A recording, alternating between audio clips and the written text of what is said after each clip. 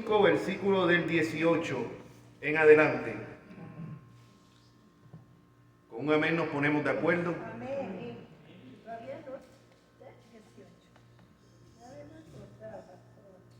Sí.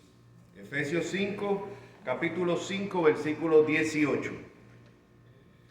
Dice así la santa y bendita palabra del Señor. No os embriaguéis con vino, en lo cual hay disolución, antes bien sed llenos del Espíritu. Amén. Oramos. Padre, te damos gracias nuevamente, Señor. Como siempre, comenzamos alabándote y dándote gracias por la salvación de nuestras almas.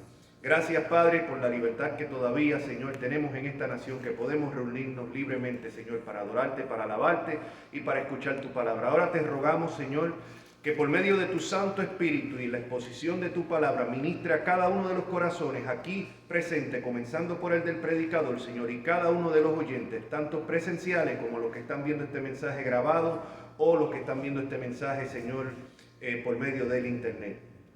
Que ahora que la semilla sea regada, sea tu Santo Espíritu quien prepare los terrenos y quien dé el crecimiento, amado Dios. En Cristo Jesús te lo rogamos. Amén.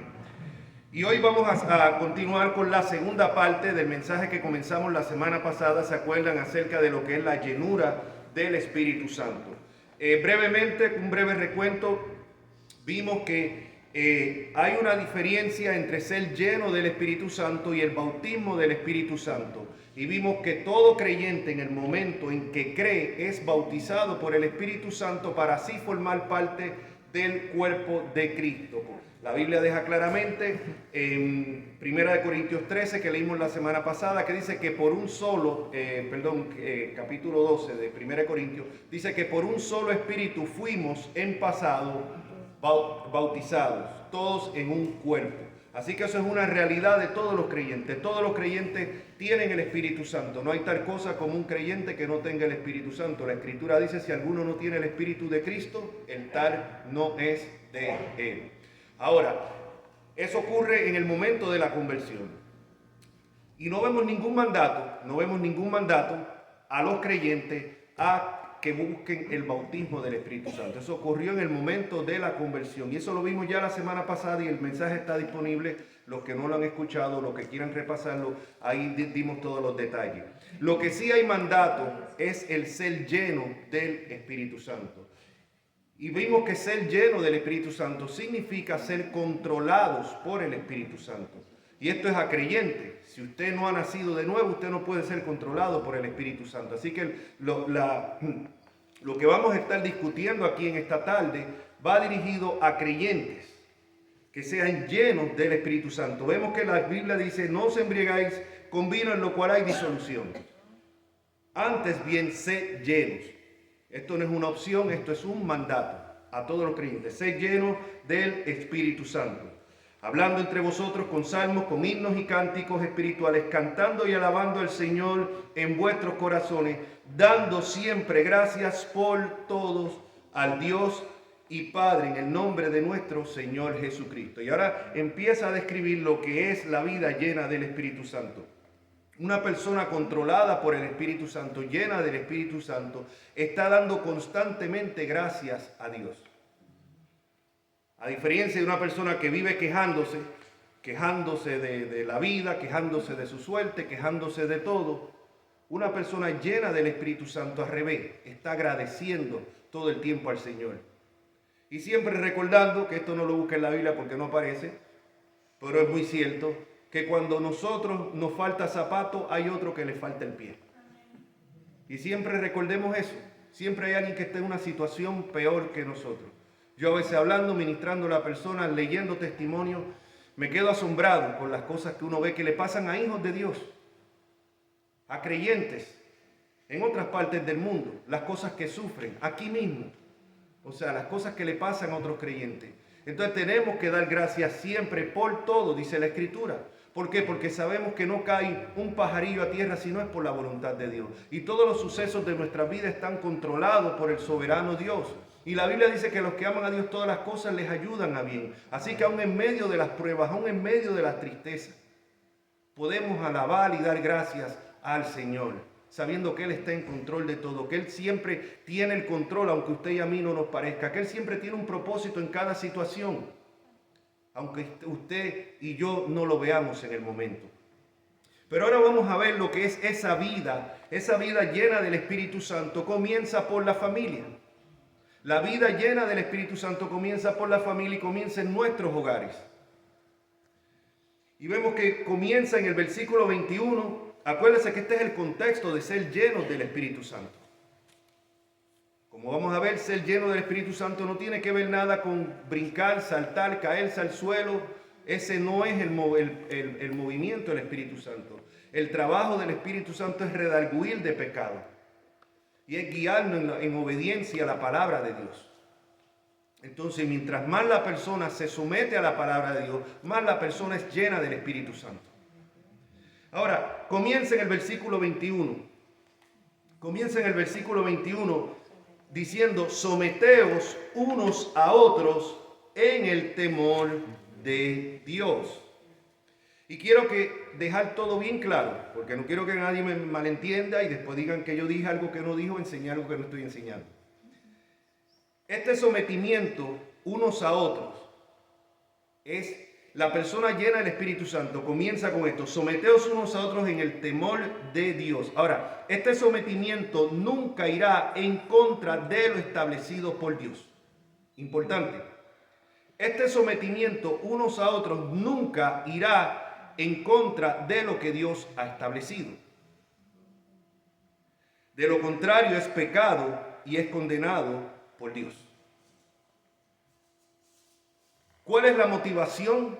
¿Cuál es la motivación? El temor de Dios. El temor de Dios. Dice la Escritura, el principio de la sabiduría, ¿qué es? El temor a Dios. Dicho sea de paso, un tema que se habla muy poco en las iglesias de hoy en día. Se habla muy poco de lo que es ese temor de Dios. Ahora bien, como vamos a ver la vida llena o gobernada del Espíritu y del temor de Dios, se refleja en las relaciones con los que nos rodea, comenzando en el hogar, el matrimonio, la familia, el trabajo, como veremos en los versículos que siguen, del versículo 21 hasta el capítulo 6 del 1 al 9. Vamos a ver cómo se refleja esa vida llena del Espíritu Santo, comenzando en nuestros hogares, comenzando en el matrimonio. Es una contradicción, mis hermanos, y nos autoengañamos decir que tenemos una relación con Dios y a la vez una mala relación con las personas a nuestro alrededor. Nos estamos engañando. La relación mía con Dios va a afectar la relación mía con mi esposa, va a afectar la relación mía con mis hijos, va a afectar la relación mía con los compañeros de trabajo, va a afectar mi relación con los hermanos en la iglesia. Decir que yo tengo una buena relación, pero una malísima relación con mi pareja, una malísima relación con las personas que viven en mi hogar, una malísima relación con los compañeros de trabajo, una malísima relación con hermanos en la iglesia, es una contradicción y es una muestra de que nos estamos autoengañando a nosotros. ¿Por qué? Porque la relación con Dios afecta la relación de nosotros con los que nos rodean. Y comienza por lo más cerca, comienza por el matrimonio cristiano. Y es lo que vemos en el versículo 22. Las casadas estén sujetas a sus propios maridos como al Señor. Vemos aquí que Pablo comienza con el matrimonio. El matrimonio, dicho sea de paso, que es establecido por Dios. El matrimonio no es una invención de la cultura ni es una invención del hombre. Es Dios quien establece el matrimonio en Génesis. Es Dios quien establece el matrimonio. Y como Dios es quien establece el matrimonio, el hombre ni la cultura pueden redefinir el matrimonio como quieren hacerlo hoy en día con esto de la ideología de género y con esta del progresismo, que lamentablemente aún a supuestas iglesias cristianas están entrando estas herejías. Es Dios quien establece el matrimonio y lo establece entre un hombre y una mujer.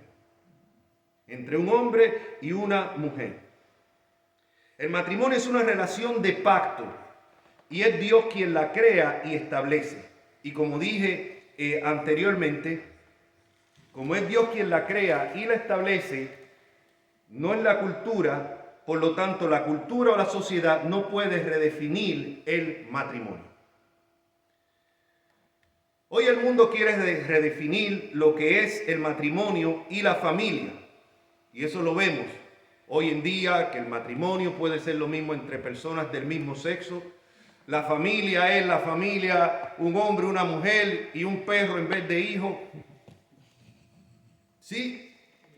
O sea, y a los amantes de animales no se molesten conmigo. O sea, no estoy hablando en contra de que sea malo tener mascotas. Pero cuando vemos hoy en día, o sea, que se habla de las mascotas al mismo nivel de un hijo, y hay mucho, especialmente lo que es en Europa y en España, donde se está teniendo, en vez de las familias tener hijos, ya lo que las parejas jóvenes lo que están decidiendo es adoptar un animal, y esa es la familia. Entonces la familia establecida por Dios es entre un hombre, una mujer y sus hijos. No es entre dos hombres, no es entre dos mujeres, no, es entre un hombre y una mujer. Así lo estableció Dios. Esto no es ser homofóbico, esto no es ser intolerante, esto es ser bíblico. Y por ser bíblico, vamos a caer mal muchas veces, vamos a tener persecución. El mismo apóstol Pablo lo dijo, que todos los que quieran vivir piadosamente van a padecer de persecución. El mismo Señor Jesús dijo, en el mundo tendréis aflicción, pero confiad, yo he vencido al mundo. A Jesús no lo crucificaron por sus milagros, a Jesús lo crucificaron por el mensaje. Y si a él lo persiguieron, ¿a nosotros no nos van a perseguir? Pablo dijo, si yo estoy para agradar a los hombres, entonces ya no sirvo a Dios. Tristemente hoy tenemos muchos predicadores que están para agradar el oído de los hombres. Y lo que puede ofender, eso no lo tocan. Y no es que uno predique con el fin de ofender. No, ese no puede ser el fin ni el motivo. Pero a la misma vez la verdad muchas veces va a ofender. La palabra de Dios va a penetrar a lo más profundo de nuestro corazón. Y va a combatir el pecado. Ese pecado que tal vez amamos, que no queremos soltar. Ahora, como vemos aquí, lo que sigue ahora, como dije, en el mundo quiere redefinir lo que es el matrimonio y la familia. Quieren destruir lo establecido por Dios y es lo que es más atacado por la agenda globalista progre, con la ideología de género y la agenda 2030. Es un constante ataque.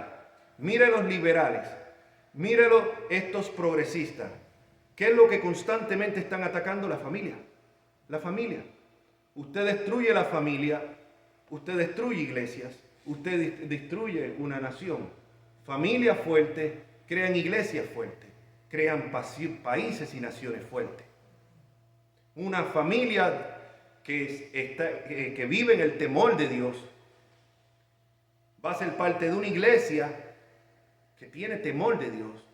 Una familia fuerte, una iglesia fuerte, que a la misma vez compone una sociedad y un país fuerte. Y por eso el ataque, ¿a dónde va el ataque directo? ¿A qué? A la familia. A la familia. Ahora, la escritura nos dice en el versículo 22, volviendo ahora aquí al versículo 22, y quiero dejar claro que lo que sigue no son consejos, sino mandatos, mis hermanos. Estos no son consejos, si queremos, si nos gustan, si no nos gustan. Mi hermano, acuérdense que estamos en el siglo XXI, por favor. Sí, en el siglo XXI son los mismos mandatos que se dieron en el primer siglo. La palabra de Dios no cambia. Lo que sigue no son consejos sino mandatos, y a medida que los obedezcamos reflejará nuestra verdadera relación con el Señor y nuestro verdadero estado espiritual. Yo puedo decir que soy muy espiritual y autoengañarme. Mi espiritualidad se va a reflejar no en el conocimiento que yo tengo, sino en la aplicación y en la obediencia de la palabra de Dios. Ahí es que se refleja cuál es mi verdadero estado espiritual. cuál es mi verdadera condición espiritual. Versículo 22. Comienza el 21 con el sometimiento unos a otros, ¿en qué? En el temor de Dios. Como quiero dejar claro, lo dije ahorita, este sometimiento nunca va a ser un sometimiento que vaya contrario a lo establecido por Dios o que conlleve al abuso. Quiero dejar eso claro. Ahora, versículo 22. Las casadas estén sujetas a sus propios maridos como al Señor. Mis hermanos, mis hermanas, esto no tiene que ver nada con machismo. Ahí dirá, uy, no, este pastor es un machista. Bueno, a Pablo lo acusaban de machista. Esto no tiene que ver nada con machismo. Esto es un mandato bíblico. Y dice que las casadas tienen que estar sujetas a sus propios maridos como al Señor. Y la en contra de esta orden es rebeldía. Es rebeldía. Tanto de la mujer que rehúsa someterse a su marido, que quiere ser ella la cabeza, quien lleva la batuta en el hogar, abiertamente o sutilmente. Porque es que hay quien abiertamente procura gobernar y dominar a su marido, y hay quien lo hace sutilmente. Hay quien lo hace de una manera que hace creer que uno es el que está gobernando, cuando en verdad uno está siendo mangoneado. ¿Sí? Pero las mujeres tienen ese talento, ¿no? Que pueden emborujar a uno y hacerlo creer a uno que sí, uno es el que está tomando las decisiones. Pero es ella el poder detrás del trono y es ella la que está manejando a uno. Ese no es mi caso, o por lo menos si lo es, lo hace muy bien porque yo no me he dado cuenta. Ahora, mis hermanos, pero hay quien también lo hace abiertamente. Yo he visto estos casos, mis hermanos, y quiero poner brevemente unos ejemplos. Yo he sabido de personas, de líderes de la iglesia, y son casos que los he vivido, donde abiertamente la mujer es quien domina al hombre, lo humilla públicamente, le habla de una manera, o sea, eso yo lo he visto, aún en la misma iglesia. Y he tenido la mala experiencia en la que yo con estos líderes de la iglesia, especialmente se me viene a la mente uno, en el cual acordábamos cosas, quedábamos en algo, en hacer algo para la iglesia, en un plan, y tan pronto este hombre llegaba a la casa, allá la mujer cambiaba la cosa, y me llamaba él al rato, hermano pastor, mira, esto no se va a poder hacer. ¿Pero por qué no? Pero si tú mismo dijiste que sí, estabas contento con la decisión. No, es que el concilio llegó. ¿Qué concilio? Si no ha habido reunión de concilio. El concilio de tu casa. O sea, y vemos, o sea, yo experimenté esto. Estoy hablando de casos específicos. O sea, que yo mismo los viví y los he visto. Y este caso lo viví, pero es que esto se repite en muchas otras iglesias. Entonces, donde abiertamente la mujer es la que gobierna. Y déjeme decirle, esto no es una mujer llena del Espíritu Santo. Pero hay quien lo hace también sutilmente. Y he visto ese caso. En este caso fue un pastor. Este pastor, la mujer parecía muy sumisa, muy sometida, ¿no? Nunca la vi que se pusiera a hablarle de una manera con falta de respeto al hermano o algo. Pero igual, en este caso el pastor con la junta de líderes llegaban a un acuerdo, después llegaba a la casa, no sé si le pasaba la mano por la cabecita o como le decía, mi amor, esto, lo otro, pero la cuestión es que el hombre cambiaba la decisión. Después cuando teníamos las reuniones de negocio, el pastor salía hablando algo contrario a lo que él había quedado con la junta de ancianos de la iglesia. Y recuerdo una vez que uno de los mismos ancianos de la iglesia lo confrontó en público. Y le dijo, pero pastor, aquí quedamos una cosa en la reunión y usted aquí sale con otra. ¿Por qué? El por qué estaba en la casa. Entonces vemos, claro, decimos, por lo menos en las iglesias bautistas en las que los líderes son los varones, en las congregaciones, pero muchas veces detrás de esto son las mujeres las que gobiernan. Gobiernan por medio de sus maridos que son líderes en la iglesia. Y la mujer puede ser, mire mi hermano, la mujer es la ayuda idónea. Cuando Dios le da a la mujer al hombre es como ayuda idónea. No es para competir. Como vamos a ver, es para complementarse. No es una lucha de poder. No. Es un complemento. El hombre y la mujer se complementan el uno al otro. Ese es el plan de Dios. Pero desde la caída, después de la caída, eso se arruinó. Y desde entonces, como dice el Señor, el deseo de la mujer será para tu marido. Y desde ese entonces hay como esa lucha y esa rebeldía constante. Por eso es que ahora, en el nuevo pacto, el Señor establece cómo es que tiene que ser esa relación. Y dice, las casadas estén sujetas a sus propios maridos como al Señor. Porque el marido es cabeza de la mujer, así como Cristo es cabeza de la iglesia, la cual es su cuerpo y Él es su Salvador. Así que como la iglesia está sujeta a Cristo, así también las casadas lo estén a sus maridos en todo. Esto no es un consejo, esto es un mandato. Yo soy el mensajero, no se molesten conmigo. Yo estoy simplemente exponiendo lo que dice la Escritura. O sea, no vayan a linchar al mensajero. Esto es lo que establece la Escritura. Ahora, en Tito, salirse de ese orden trae consecuencias desastrosas y hogares disfuncionales. Y eso lo vemos aún en las iglesias. Aún en las iglesias cristianas vemos ese problema. Cuando vemos la caída, ¿quién era el del liderazgo? Adán. Pero ¿qué hizo la mujer? Actuó por su cuenta. Y vimos la consecuencia para todos. Esto no excusa a Adán. Adán estuvo peor. Porque Adán obedeció. Y esto es lo que vamos a ver. Aún este sometimiento de la mujer a su marido es siempre y cuando no vaya en contra de la palabra de Dios. Esto no está dando luz verde al abuso, ni al abuso físico, ni al abuso verbal. Quiero ser claro en esto. Mujer que sufra abuso físico o abuso verbal, lo que tiene que hacer es denunciar a ese sinvergüenza, así se llame cristiano, o tenga el puesto que tenga en la iglesia. O sea, quiero dejar claro, esto no es lo que estamos hablando ni estamos enseñando aquí. Nos estamos manteniendo en lo que dice la Escritura.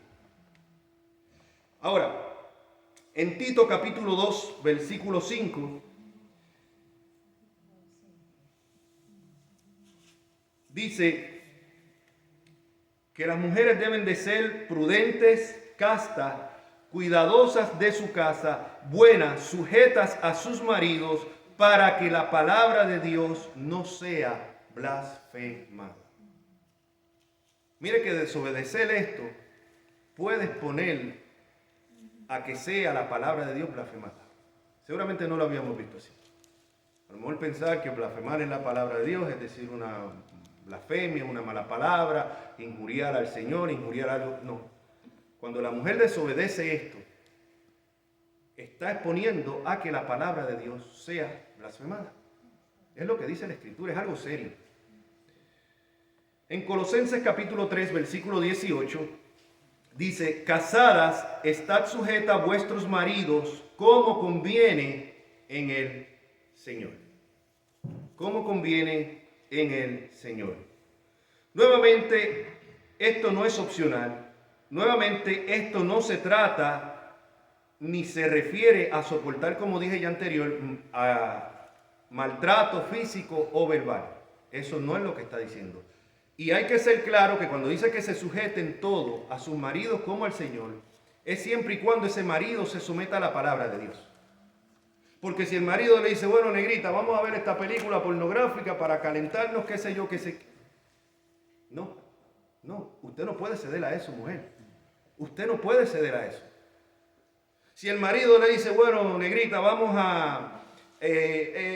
¿cuántos nietos tenemos y sobrinos? Vamos a meterlos todos aquí para reclamarlo, para que nos devuelvan más dinero cuando llenemos las planillas de los taxes, ¿cómo se dice en español? Los impuestos. Los impuestos. No, usted no puede ceder a eso y usted no se puede someter a eso.